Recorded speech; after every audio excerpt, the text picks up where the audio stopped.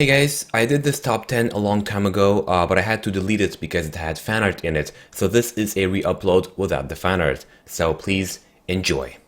Hey, what is up guys, it is Mike here, and today I'm going to be showing you my top 10 facts about the Mangle in Five Nights at Freddy's. This idea was suggested by YouTube user Juan Noriega, so thanks man. So up at number 10 is that Mangle was originally supposed to be the toy version of Foxy, the same way as, for example, Toy Freddy is a toy version of Freddy. However, Phone Guy explains to you that because Mangle was taken apart by children, it became a take apart and put back together attraction. And more so, it's actually possible that Scott originally planned the Mangle to be a normal walking animatronic, because if you look at this teaser poster released by Scott to tease the second game, you can see that the Mangle still has his hook, which has been removed by the time the game was released. And now for fact number 9 is that if you happen to glance upon the Kids Cove camera while Mangle is there, you might see him laying on the ground with an eyeball next to him. And if you check on that same room again when Mangle is gone, you'll notice that the eyeball is gone. So yeah, this is just a very small detail that Scott overlooked, nothing really too big of course, but still pretty interesting. And now for fact number 8 is that there's actually a very small chance that the Mangle might be active on night 1. If you saw my top 10 Foxy facts video, you know that the exact same thing can happen with Foxy in the first game, except in Foxy's case you have to wait a very long time without checking the cameras for it to happen,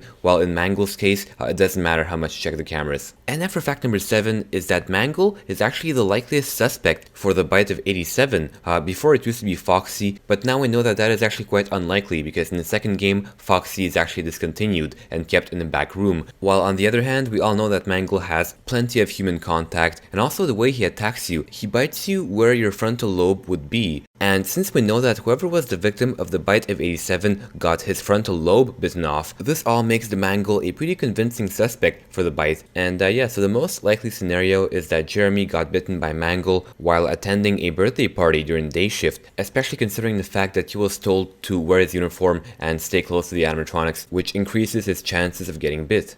And now for number 6 is that people have been reporting that it appears that when Mangle enters your office, it seems to have some kind of an effect on the other animatronics, whereas they actually get more hyperactive, and they just generally start to move faster. One explanation for this is that the Mangle's sort of broken radio that has all that static noise somehow has an effect on the other animatronics when they hear it. But yeah, do take this with a grain of salt, because even though people have been reporting this to happen, it's not officially confirmed. And after number 5 is that there is a big debate going on about the Mangle's gender. There is actually evidence supporting both sides. For example, the evidence for Mangle as a female is, first of all, it has kind of a female look to it, and also it's one of the active animatronics during the custom night challenge Ladies Night. However, there's also evidence out there that Mangle might be a boy. For example, that the phone guy refers to him as a he. And then for fact number 4 is that if Mangle happens to get into your office, it is still technically possible to survive the whole night if you're very lucky. And the reason why is because the time when Mangle attacks you is completely random, very similarly to how Freddy attacks you in the first game, whereas if he gets into your office you have no idea when he's actually going to jump scare you. However, this happens extremely rarely, and usually if Mangle gets into your office you're pretty much screwed. And then for fact number 3 is, have you ever noticed that Mangle actually has a second endoskeleton head on his shoulder? And you might be wondering, why is that? Some people say this belongs to a separate animatronic, however it is not very likely that he accidentally,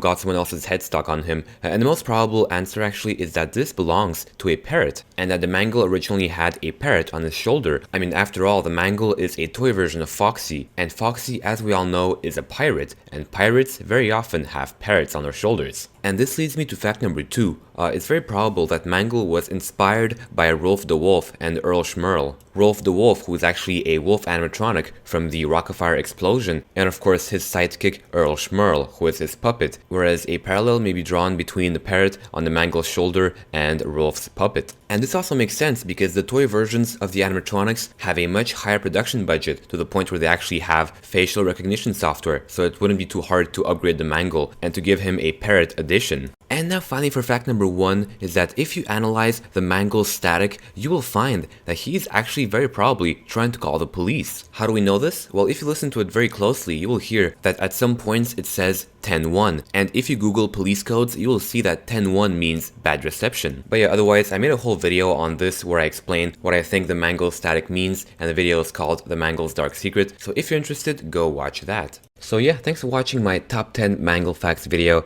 If you enjoyed this video and want to see more, why not subscribe? And otherwise, if you enjoyed this video and want to encourage me, why not leave a like as well, helps a lot. And yeah, otherwise, I guess I'll see you guys next time. Peace!